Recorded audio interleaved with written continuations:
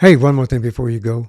Have you ever wondered how sacred spiritual practices can help you transcend the limitations of physical existence? Or how soul awareness can bring peace amidst war and politics, especially in this day and age? Stay tuned. We're going to answer some of those questions and more because in this episode, we explore sacred spiritual practices and their transformative power, the celestial melodies of Nada Yoga, finding peace amidst war and politics through soul awareness, when we have a conversation with an expert in this field whose extensive experience and insights can help you feel good about everything. I'm your host, Michael Herst. Welcome to One More Thing Before You Go.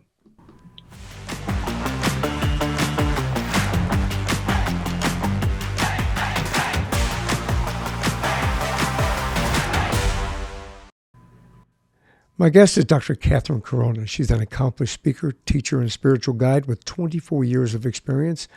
She's also a published author of Loving, Tapping Your Spiritual Source, a uniquely talented vocalist with the voice of stillness, and a pioneer in conflict resolution and healing life issues. Dr. Corona has spoken widely across the U.S. in optimizing one's potential practical spirituality and personal healing with degrees from the University of Colorado and the Peace Theological Seminary and College of Philosophy in Los Angeles. She brings a wealth of knowledge and wisdom to our conversation. I'm excited to help you discover how you can transcend physical limitations and find inner peace through sacred spiritual practices. Welcome to the show. It's great to be here. Thank you, Michael, for having me. What a privilege. What a fantastic journey you've had in life. So many different opportunities for you to make people's lives positive, make your own life positive as well. I had this kind of unusual and amazing and wonderful experience when I was about 19, where I lived on a ranch in Colorado, and I lived in a little barn, apartment above the barn, two rooms, but in the big ranch house, some people that followed Native American spiritual traditions lived there, and they would invite me to sweat lodge ceremonies, a pipe ceremony, and then they moved out, and some Sufis moved in. A famous teacher called Rashad Field, his students lived there. So just sort of by osmosis and by neighbors, in some ways I came into the spiritual journey there. It's just right in my backyard. That's a fantastic catalyst to the journey your journey of discovery, I guess, and that's what you had. It's a privilege, I think, to have that wisdom carried on through those individuals that helped you. Yes. People that were on a spiritual path. Well, the medicine men, of course, they grew up with it. The medicine man that came and led the ceremonies up on the ranch west of Boulder, Colorado, was Archie Fire Lame Deer. His father was John Fire Lame Deer, who wrote Lame Deer Seeker of Visions. Very cool. Kind of famous book. Yep. So all the ceremonies were in Lakota. I didn't know what they were talking about, but I just went. I was studying hard sciences, physics, chemistry, biology at University of Colorado, and I lived there. But they invited me. I didn't know what they were inviting me to, but they said there would be a feast afterwards. So I went for the food. Don't we all? I went for the food, and then my life was forever changed. Yeah, that's pretty cool, actually. I'm grateful. We have that in common about being from Colorado and the connection with the Native American community there. I grew up with Native American community around Manitou Springs, from those areas, and I got to go to a lot of powwows and the Native Indian dancing and so forth, and met a wonderful Robert Talltree, who's also a medicine man. He and his wife came to our house in Woodland Park and blessed our house there. Traditionally, and it brought it was a huge impact in my beliefs and my spiritual beliefs, actually, and connection to Mother Nature. So I'm so happy that we have a little connection like that. That's pretty cool. We do. Yeah, it is So cool. I'd like to start a little bit at the beginning. We mentioned Colorado. Did you grow up there? I grew up in Illinois, and I moved here to go to college, and I've been here ever since. So about 50 years I've been here. So what was your family like? And you went to university. We spoke about that before. Had you, let me clarify this question. What'd you want to be when you grew up? Well, as far as in the world, what I wanted to be, I played with different ideas. A psychologist. Um, I wanted to work with people in counseling. Then I wanted to be a biologist. You know how things change. But the thing that I really wanted, and I think what we're talking about in our topics of spirituality, was one of the things that when I had to go to kindergarten, I just didn't want to go to kindergarten. I didn't want to leave home. And so I started talking to spirit, whatever that was. I started talking to God, to spirit, and I was like, what? And I asked, what am I meant to do out in the world?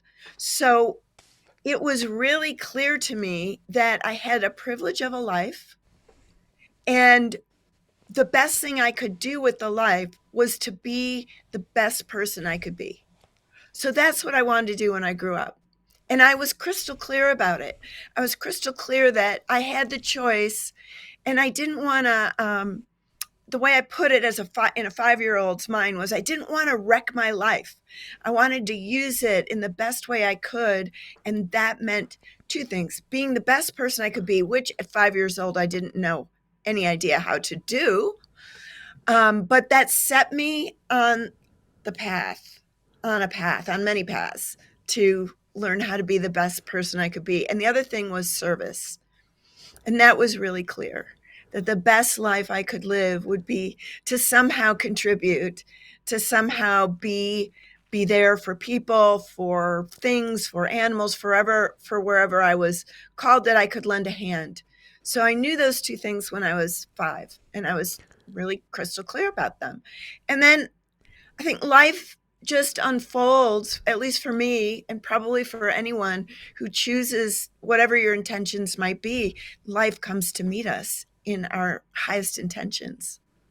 Yeah, that's probably very, very profound to be at that age and really understand where you want to go in life and what your sole purpose is. I think we all want to know what our purpose is. We all, strive for that. What am I supposed to do? What am I here for? And how can I, achieve that purpose?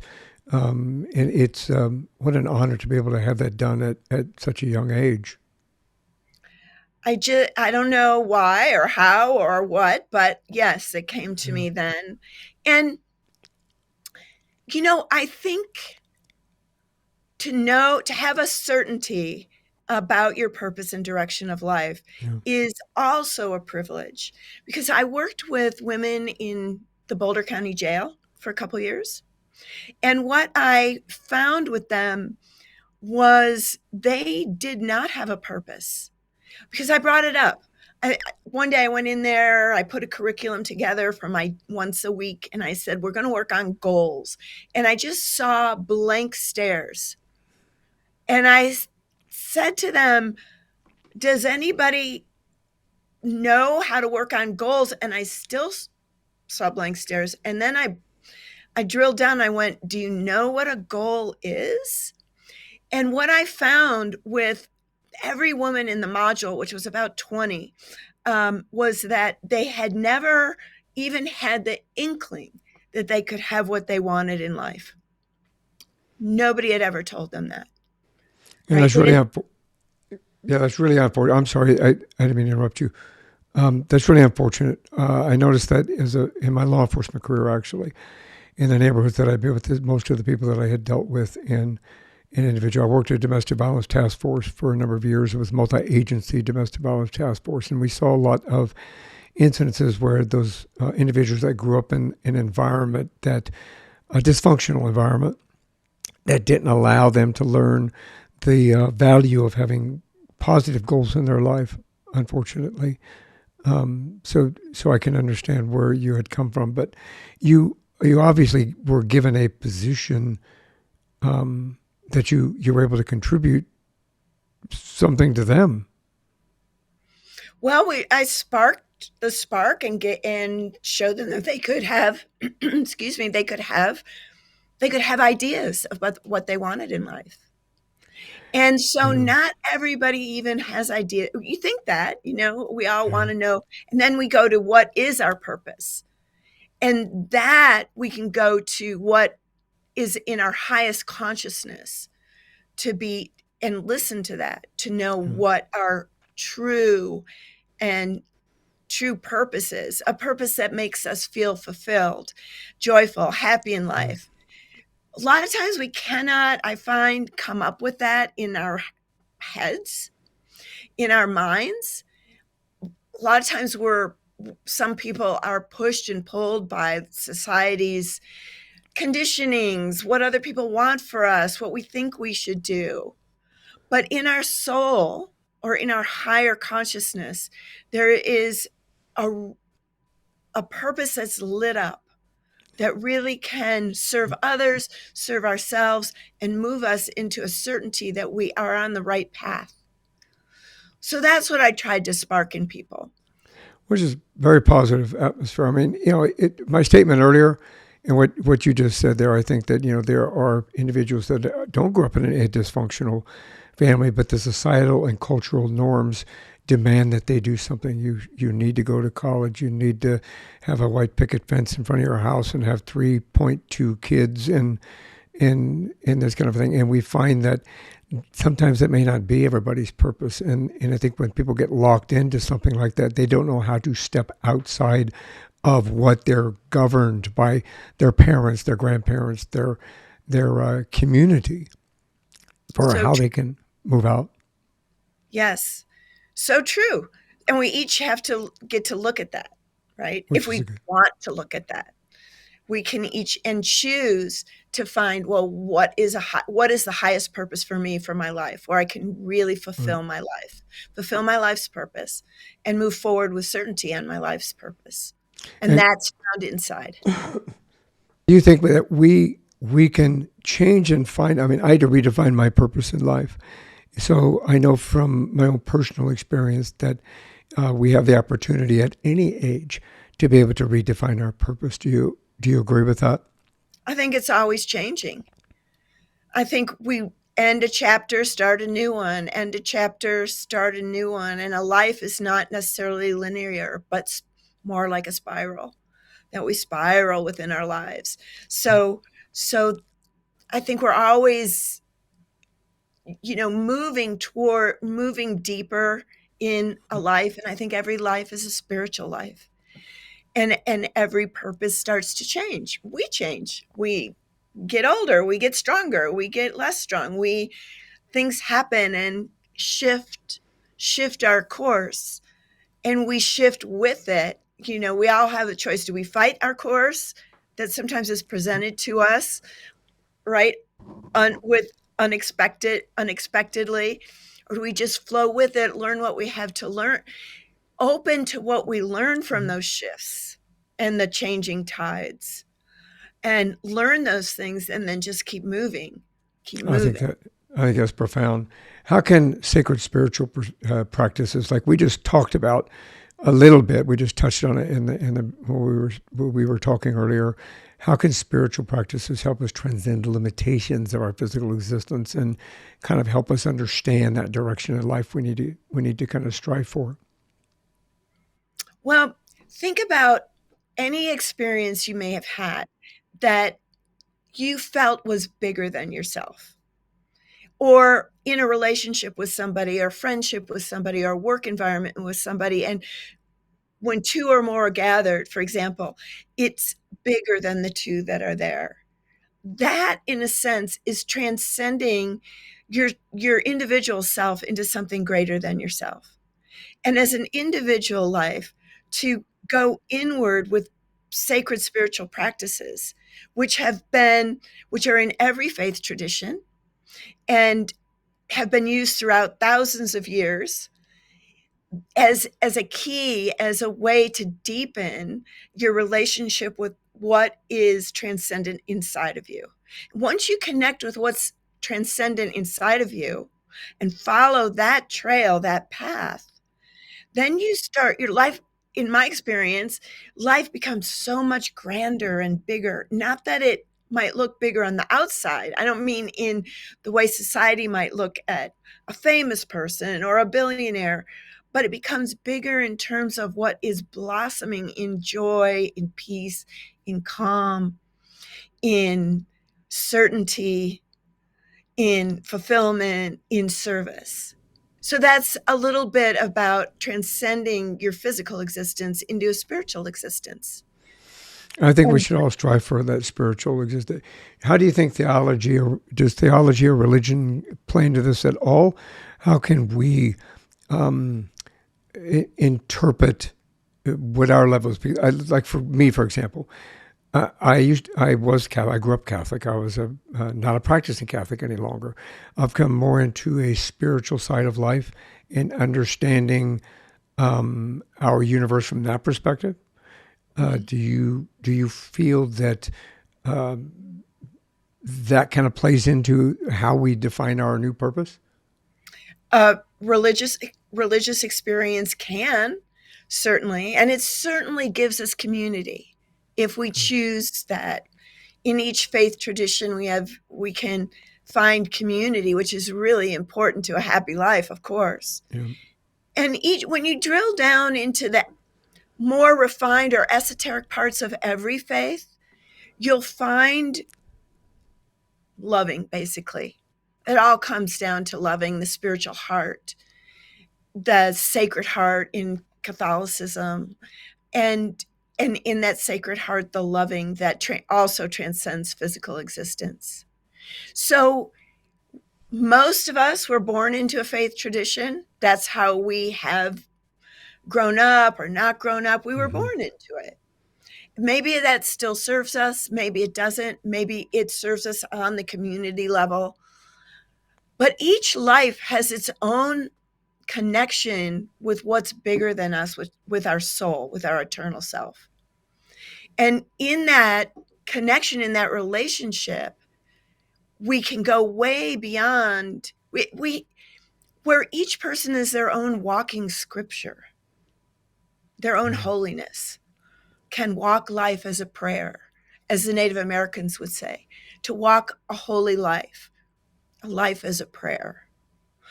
On the outside, a religion can guide you there, but it's for each individual to step into it and choose it and then follow where it leads. Not where a religion leads necessarily, but where that inner connection with what is eternal, with the soul, with the holiness leads. Yeah, I love that. I love that. I think that's one thing that I did learn from the Native American community that I had been associated with in regard to connection to the universe and Earth, Mother Earth, and my soul, and how it all integrates into one. I think that's the reason I love meditation. My wife practices yoga because of my physical issues. I can't do yoga, but I do qigong, which Mm. is, for those out there, is a medical form of tai chi, which is similar to yoga, but from a different perspective. How do you think the concept, or can you help us understand the concept of nada yoga, and maybe how that relates to all of this? So there's what has been called the celestial melodies. In every tradition, in Hebrew, the voice of the heart. In every tradition, there's been a connection with what's also called the sound current, or the sound current of God. And so everything is created out of vibration, energetic frequency.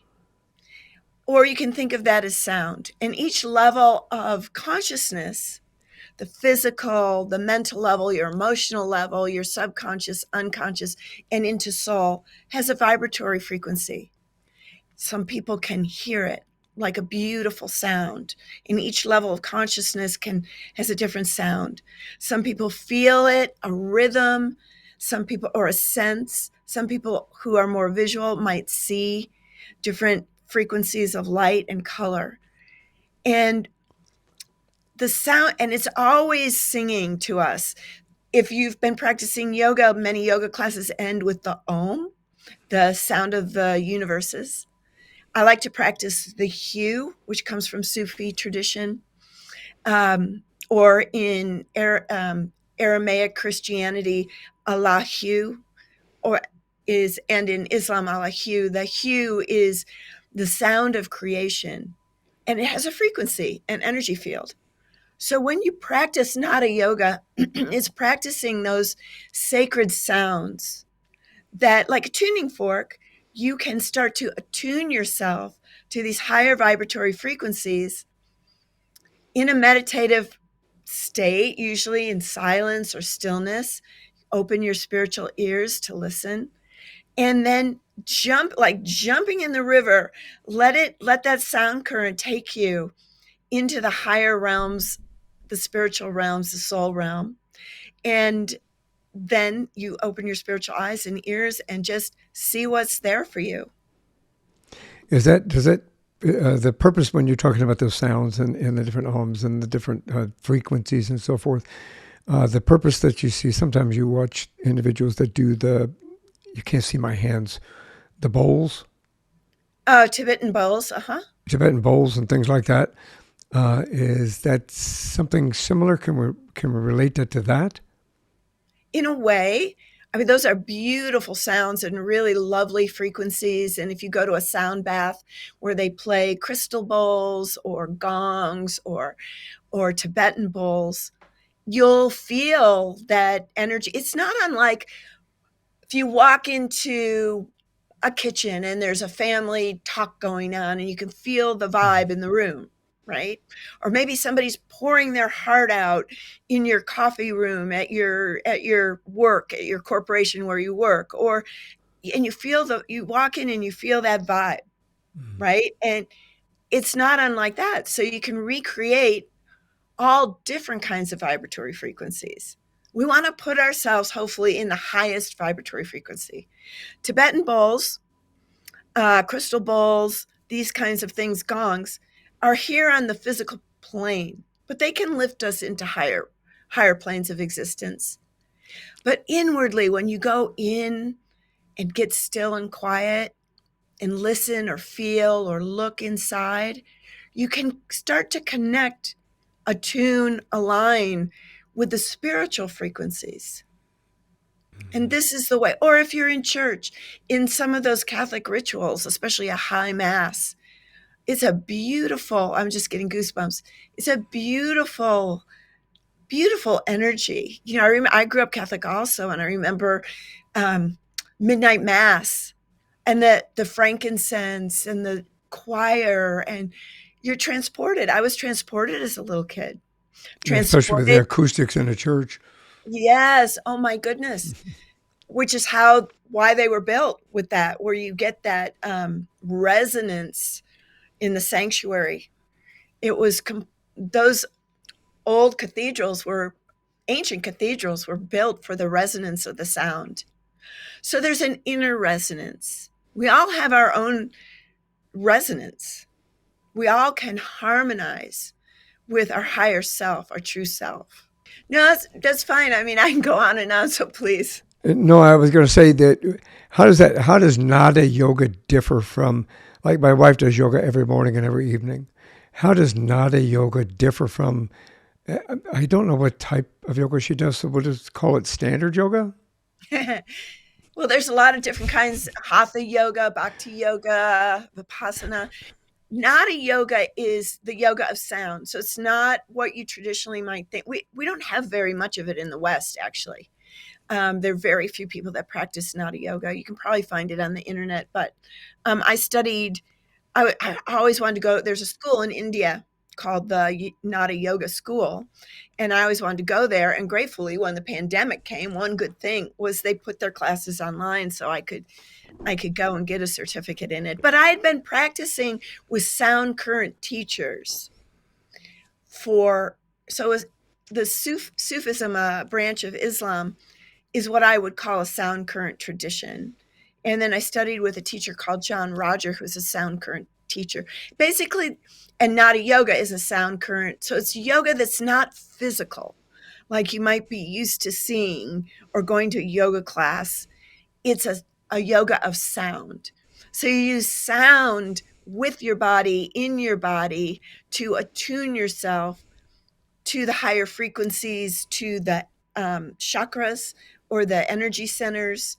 And one outcome is you feel calmer. So on that level, you feel calmer. Your body feels stronger to bring a frequency into it. Just like going to a midnight mass or a beautiful church service or whatever faith tradition you might follow, or walking in the woods walking in the woods and feeling that upliftment. So Nada yoga is a practice to feel that upliftment, attune yourself with sound. It comes from the Vedas, the ancient Hindu texts, and many traditions teach a sound attunement. Even the Latin chants, if you listen Yeah. to a Gregorian chant, it lifts you up. Well, it's interesting because when I did my master's degree, I have an was in interdisciplinary studies with a focus on digital media, music, or performance and art. Well, in the performance part of it, I got to learn the healing effects of sound and the methodologies used to help individuals heal. And every time what you just mentioned, it brought me back a memory where I had to do a research paper in regard to that very fact that healing sounds were able to heal people that at the time they didn't know it was PTSD. They called it it was World War II vets that they call it shell shock Yes. instead of PTSD. But you had these individuals that were so shell shocked. But when the nurses put, you can't see my Italian hands moving. They put they put a record on, and the music, everybody would calm down and everybody would relax, and they kind of go into this blissful arena instead of the chaos that they were in prior to, and it showed the ability for sound to be able to heal and how music heals us. That's the way songs are written. We can resonate with music in regard to our favorite love song. Brings us back to the first time we met someone, or the first dance we had, or the first meeting we had with somebody. It always brings back a positive memory. I know dementia patients. My father-in-law had dementia, Lewy body dementia. But when he was the most cognitive is when we turned the radio on for him. Mm. So I think that resonates with what you're just saying. It just kind of emphasizes that I think music can touch our souls, a universal language that touches our soul. So Nada yoga is a kind of a universal language through music, right? Through Through sound, excuse me. Through sound, there can be melody with it. Usually you think of it with what's called the bija mantras or seed mantras. These are sounds in Sanskrit. Om is one, for example. Hu is another. Sa is another. Ma resonates at the heart. These are seed mantras or sounds that have a vibrational frequency. And so this is an ancient spiritual practice. That's sort of where we started, to kind of go back to where we started. What are some ancient spiritual practices? Practicing sound or a chanting practice is one that can start to attune you to the higher frequencies, shift your body, move yourself into your soul level, which has its own sound, not necessarily a physical sound, but an inner sound. Or vibration. Sound is not just sound. Remember, sound is a rhythm, a tempo, a field of energy, right? So there can be sounds that are so subtle, so refined that we can't really even hear them, but we can sense them. And these sounds can really transport us and bring us into a transcendent, into what's beyond the physical as well. So we can start to resonate and lift our own vibration into these sounds. And that's the practice of Nada yoga. So From there, that makes sense. That makes a lot of sense. You mentioned the word soul, and in today's society, we apparently are not apparently, we are in an immense amount of conflict in regard to what's going on both politically as well as the wars that are going on, and any kind of escalation that may or may not present themselves. In what way can we kind of we can bring a soul awareness to ourselves to bring peace amidst all this political and outside chaos? Because I think, you're talking about balancing our soul. what's going on right now hurts my soul. So how do we bring a soul awareness to bring peace amidst all that? Well, the soul can't be hurt. Okay, that's just a little misnomer there. The soul is that eternal part of us. It's our God self. It's our spark of the divine, our divine presence. Many words for it, true self. It can never be hurt.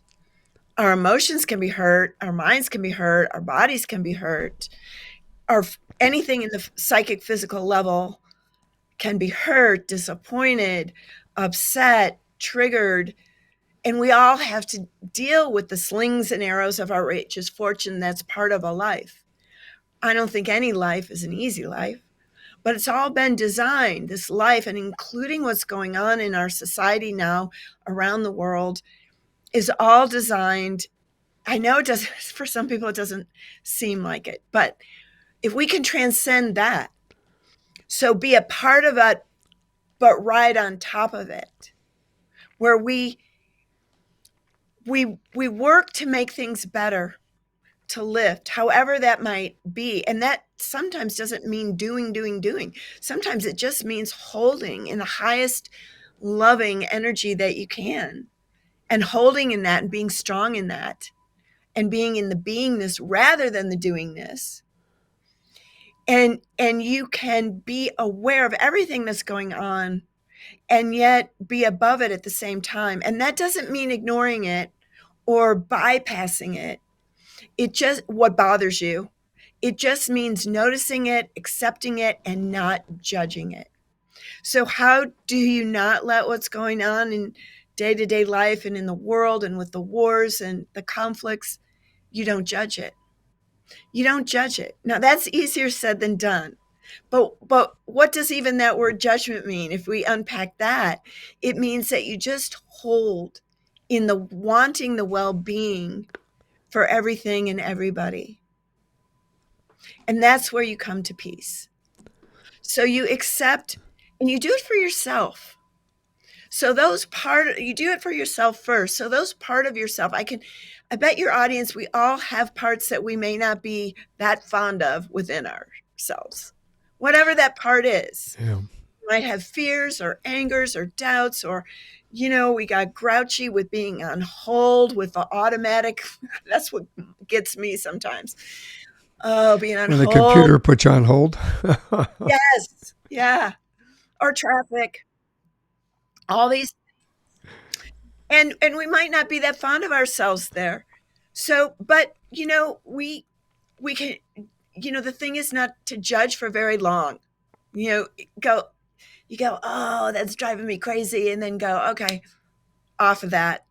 Let's just love that part, accept that part. That's just me. Get a kick out of yourself. Find the fun. Enjoy yourself and all your foibles and flaws. Give yourself a break. Give yourself a break. And don't, try not to do it again. Try not to do it again. But if you do, okay, we're all human. I have the 80% rule. The 80% rule is I don't hold myself to perfection ever, because that's a judgment in and of itself, mm-hmm. and an exercise in suffering. But I hold myself to about the 80% rule. If I can live up to about 80% of what I think is the highest behaviors and practices, I'm pretty good with that. And I'll keep striving for better, keep working towards better. In my soul, I'm better.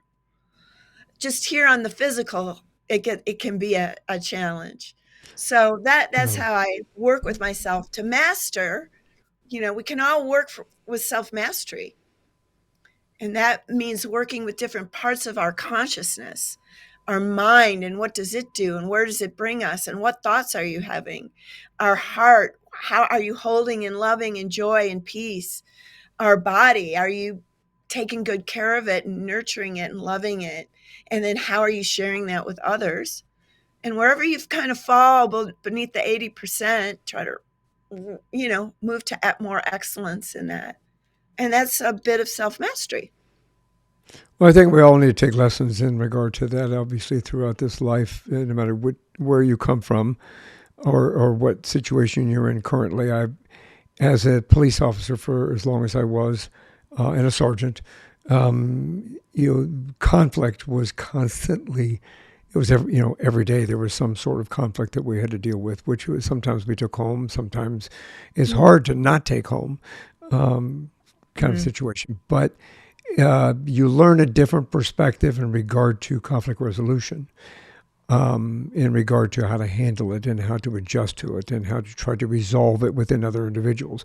I know you have a background in conflict resolution. How has that influenced your approach to spiritual guidance in regard? I mean, I use conflict resolution in my daily life in regard to that, which in turn helped me with my personal stuff. But how do you use your background to enhance your approach to spiritual guidance and healing? And healing, particularly, I love that question. So I studied with a man called Marshall Rosenberg. He wrote a book called Nonviolent Communication, and he worked in a lot of community. He works with Palestinians and Israelis, and he was a clinical psychologist and got a lot of people out of institutions by looking for what their needs are. So what I do, I call for healing, is I call it the campfire. So I've unpacked my consciousness. Okay, so there's the child within, the emotional level of consciousness. As I mentioned just a minute ago, the mental level of consciousness, the soul, which is our inner master, our inner guide, the eternal self, the body wisdom. And I anthropomorphize all these levels of consciousness. And then I call in my imagination for a campfire, a powwow. And in my imagination, then I ask them these different levels of consciousness. I give them a name, a look, and I develop this inner relationship with all these parts of consciousness. For healing, then, if I'm triggered or I'm disappointed or I'm disturbed in some way, I'll call a campfire inwardly, take a few minutes, doesn't take long, and ask for the different parts of me to come forward around the campfire. And then it's kind of a Gestalt approach, if you've heard that word.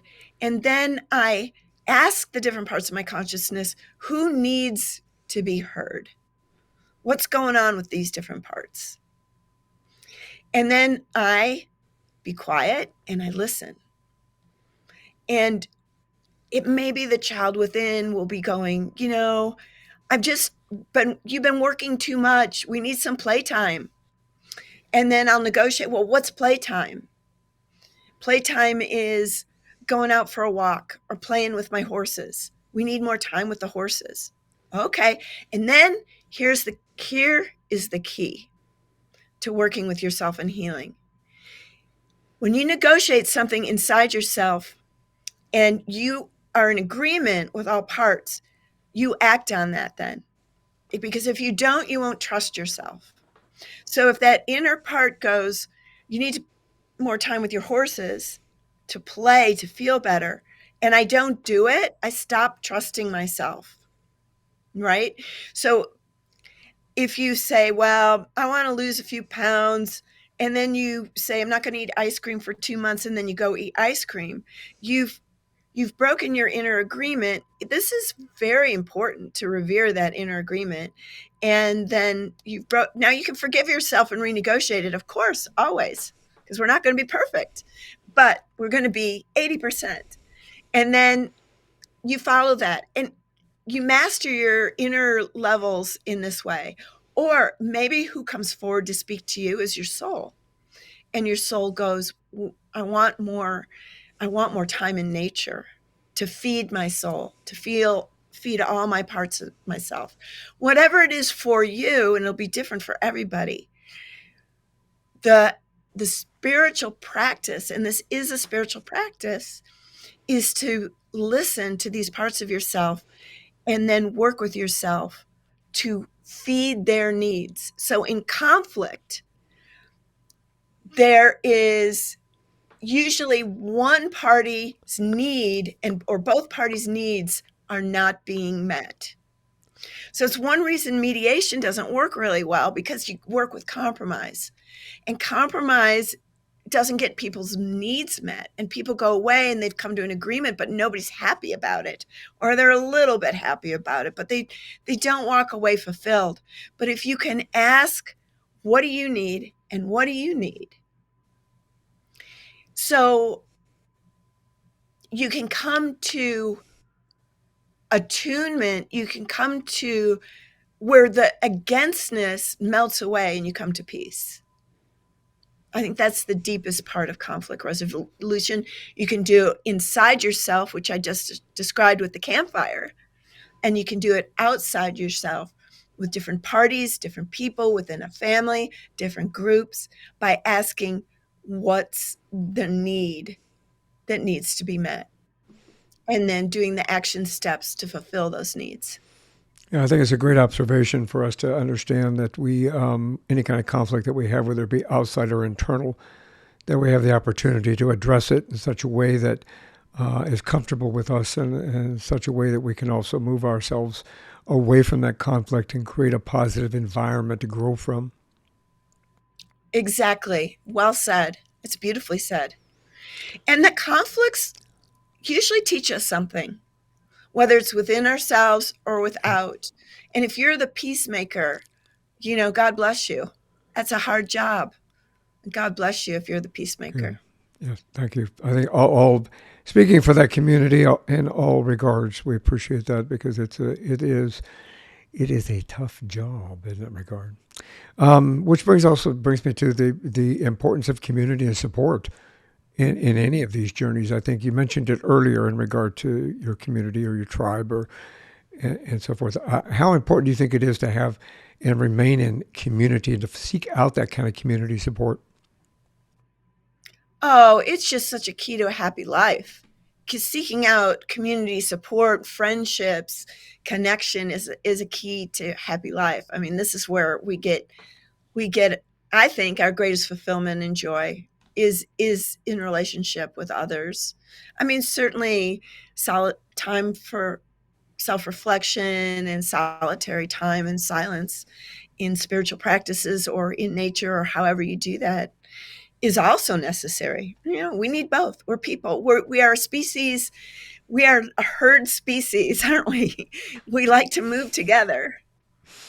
Yeah, it's interesting because I watched. I don't know if you know anything about the Blue Zone, the longevity Blue Zone. Oh, yes. Mhm. In one of there was a Netflix special that they had done on that. I kind of follow the eating habits of that whole process with the Blue Zone and longevity. And one of the main intersections, especially from Okinawa, Japan, is community. And they had a segment in regard to that in where they had, if somebody in the community, one of their spouses passes away, the rest of the community always ensures that the remaining spouse is still involved in community. And they have a group that goes around and makes sure that they all stay in community so that none of those individuals that had lost someone is in despair, in grief, is alone, and they stress the importance of the community and how it's both physically and emotionally a necessity of continuing to live and to live long and happy is having that community that that if something happens to you, those around you are going to come take care of you as well and be there for you, and then you could be there for them. And you can be there for them. Yeah, Absolutely. it's pretty cool. And there's so many ways to have community. It could be pickleball, right? It could be sports. Yeah. It can Uh, be choir. I love my choir community. It can be the horse community, your spiritual community. could be a So coffee chat. coffee chat, Go have a pod, coffee chat. podcast. A We're podcast, exactly. Of course, community. Community is great.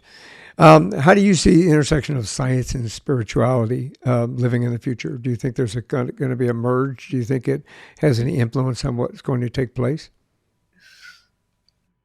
Oh, that's an interesting question. I there's a story where the scientists are walking up a mountain. They're doing what they do, and they walk up the mountain. They want to get to the top, and when they get there, there's a priest. So science brought them to the same place as the spiritual leader.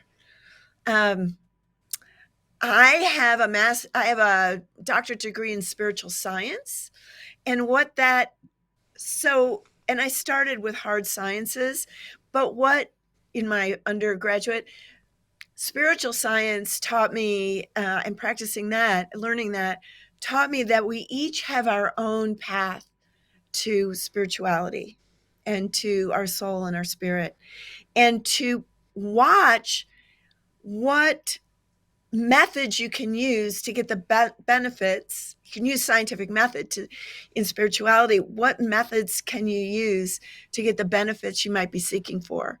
So when I so for example, if you if yoga is if you have an intention, okay, a goal, an intention that you want to be the best person you can be, what methods do you use and what helps you to get there, and how do they change, because they're always going to change.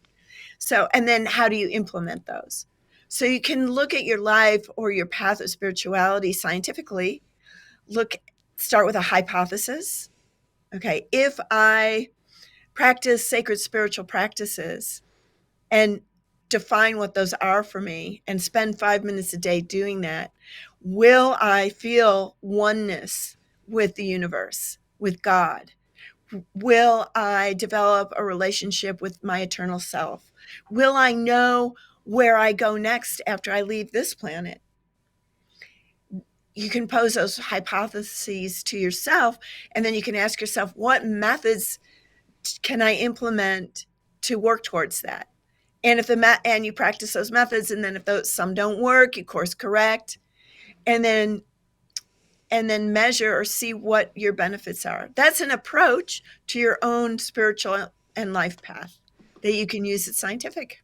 That's perfect. I think that works out really, really well because then you get a basis and a foundation to be able to build upon and move forward. It works really well. It worked Um, really well. Yes. I know that you have a lot of offerings. You have a website and you have a book and you've got some classes and some practices and some coaching. There's just a whole slew of multitude of things that people can do when they reach you. Can you tell us a little bit about that and how to reach you?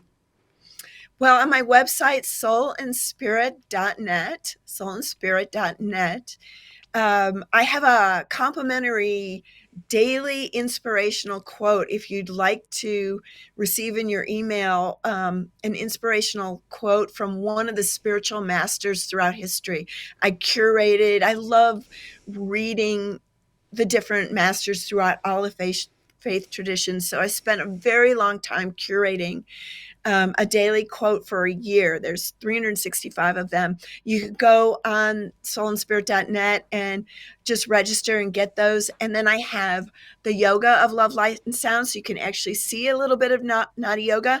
That's complimentary. I took my book. I made it an ebook. It's a hardback book, but I made it an ebook, and that's complimentary. And then I have a subscription program. So I took some of the ancient spiritual practices that I learned in the past 50 years, and I put 5 recordings. So, an invocation, a teaching from one of the spiritual masters throughout history, an affirmation based on the teachings, an ancient chant that we've been talking about, and a guided meditation with stillness, 5 to 7 minutes. And I made a subscription program. And if you decide that you want to give spiritual practices a try, it's all done for you. And then once a week, I get on Zoom and you can ask me questions, or we can share together. And also, I do a guided meditation. So that's part of that subscription program. So I just took everything and I want to give this to everyone. Here Put it it out is. there. Yeah, you got a lot of stuff on your website. You got a lot of opportunity on your website.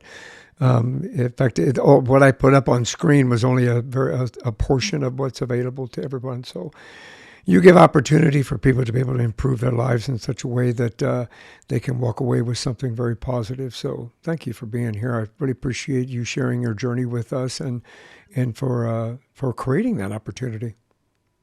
Thank you, Michael. This has been a fascinating conversation. Thank you for letting me talk about my favorite subjects. We got to have another conversation. We just have to make sure that we continue this conversation, because I'm sure you have much more that you can share with us. We didn't get into healing, and I'd love to talk about that sometime. Well, you'll have to come back, and we will have to do that. This is one more thing before you go. I know that we're cut on time. This is one more thing before you go. But before we go, do you have any words of wisdom? Find the things that open your heart, everyone, and make them a daily practice. And your life will blossom more than you could ever dream. And there's so much adventure and so much fun in connecting with your soul and your spirit, and just blessings on your path. Brilliant words of wisdom. I think we should all take those and put them on a sticky note and put them right on the computer screen in front of us. Catherine, thank you very much, honestly, for sharing your journey and for being here with us today. I appreciate you very much. Namaste. For everyone else out there in the community, thank you very much for being a part of One More Thing Before You Go. Please like, share, subscribe, and pass it on. And one more thing before you all go, have a great day, have a great week, and thank you for being here. Thanks for listening to this episode of One More Thing Before You Go. Check out our website at beforeyougopodcast.com. You can find us as well as subscribe to the program and rate us on your favorite podcast listening platform.